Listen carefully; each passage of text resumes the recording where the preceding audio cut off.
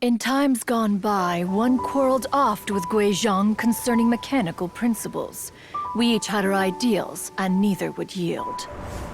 Under the pretext of a social gathering, one invited the impartial Rex Lapis to judge the quality of our creations.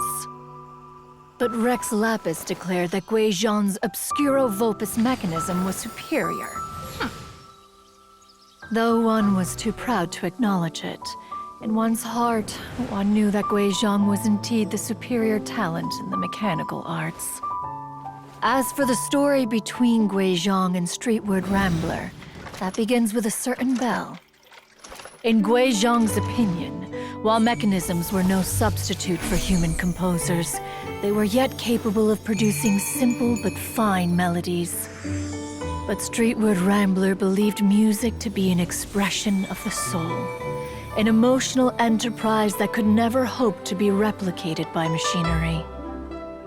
They argued endlessly, until one asked Rex Lapis to intercede. He confiscated the bell and designated it for ceremonial use. Thereafter, one would often find them convening in the mountains, discussing music, mechanics, and all the affairs of the mortal world. But these good times were not to last. War broke out between the gods, and soon engulfed the Guili Plains. Guizhong was overpowered by the enemy, and fell in battle. When Streetwood Rambler and I arrived at the scene at long last, all that remained among the ruins was her lifeless body. After this, at Streetwood Rambler's request, Rex Lapis granted her the cleansing bell for safekeeping.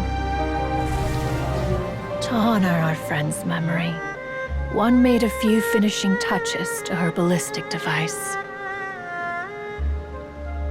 Many lantern rites have passed since then. Many greetings and goodbyes.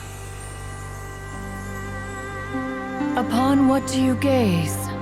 The Guili Plains? No. It's everything.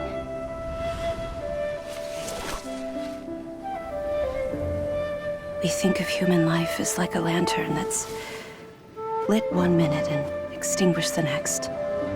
But are we Adepti so different? Perhaps as dust settles after a storm, we too must one day return to the world below.